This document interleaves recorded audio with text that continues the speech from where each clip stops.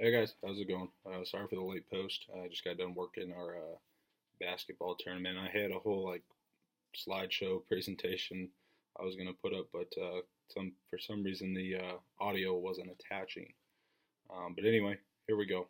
I'm here talking about the our McPherson College athletics risk management meeting with parents.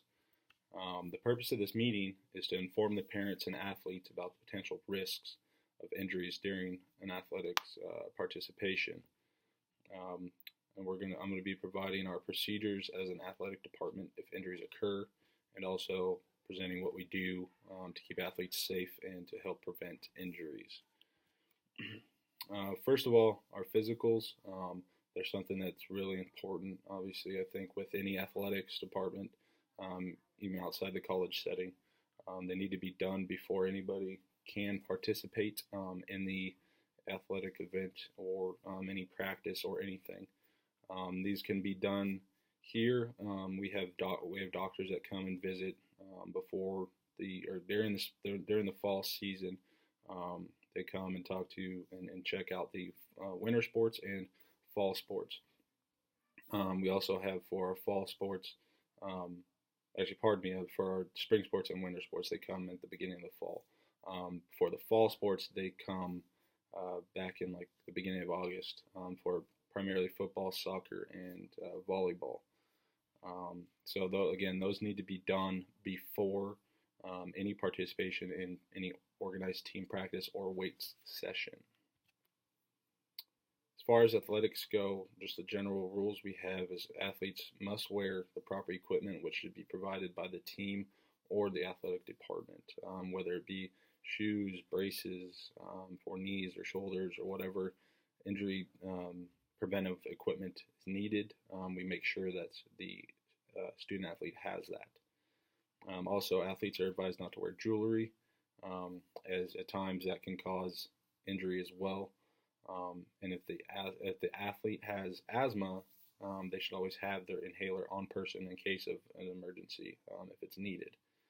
Also, proper form for tackling, lifting, and other athletic movements or lifts will be taught effectively and used properly to prevent injury. Obviously, injuries are inevitable, but we need to do our best as an athletic department to make sure that they don't happen. When with our athletic facilities, athletes need to have a partner with them at all times within our facilities, whether it be on the football field, the soccer field, in the gym, in the weight room, wherever they are. They need somebody with them in case of an emergency. So this helps us find out what happened, who was there, stuff like that. Also, when lifting, spotters for lifting should always be used. There's no horseplay allowed within the facilities at any time, and injuries tend to happen when coaches are not around. And this is something that athletes sometimes don't pay attention to. I know myself when I was an athlete, there'd be times where stuff can get out of hand, and there's a little bit of horseplay going on or whatever, or you're kind of playing a pickup game of basketball and you roll an ankle and you have to go to practice the next day or the following week and explain it to your coach. When you're playing a sport that when you're participating in a sport where you don't primarily play that sport, stuff like that tends to happen without coaches being around. Within our transportation policies, all athletes need to ride with the vans or bus, whichever one the team is taking that day, with the team to away events unless released by an athletic director to drive only themselves. We have sheets which athletes can fill out saying that they're responsible for anything that happens while they're on the road. And again, they can only drive themselves. And athletes must maintain a proper behavior within the bus or van so the driver does not get distracted and cause any issues. After games, athletes can ride home with parents if the parent is the one doing the driving. A few injuries that can occur, the ones that really kind of stick out, are dehydration and concussions. With dehydration, it's just really just a lack of fluids, a lack of water per se. And athletes tend to think, oh, I'm going to just drink this Gatorade. The Gatorade doesn't supplement for the water. The Gatorade's meant for after the athletic event to kind of replenish the system. And a few symptoms of dehydration are cramping and dizziness. With concussions, it's when an athlete obviously suffers a blow to the head at any point. It can even be the slightest blow, and it can be sometimes concussion symptoms are delayed a day or so. But the few symptoms would be dizziness, not able to sleep at all. Looking into lights hurts, being outside in the sun hurts.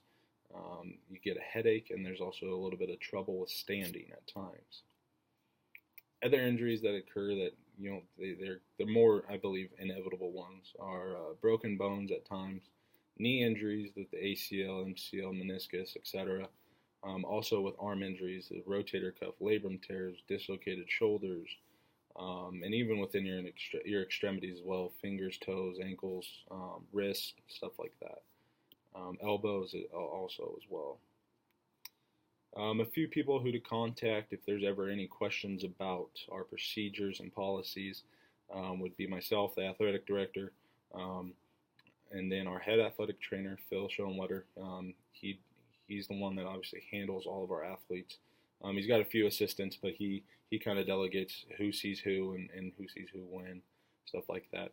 Also, you can contact the athlete's head coach and ask them questions about anything you need answers to, and then they can refer you to either myself or the head athletic trainer as well. I just want to thank you guys for watching this, and hope you enjoyed it.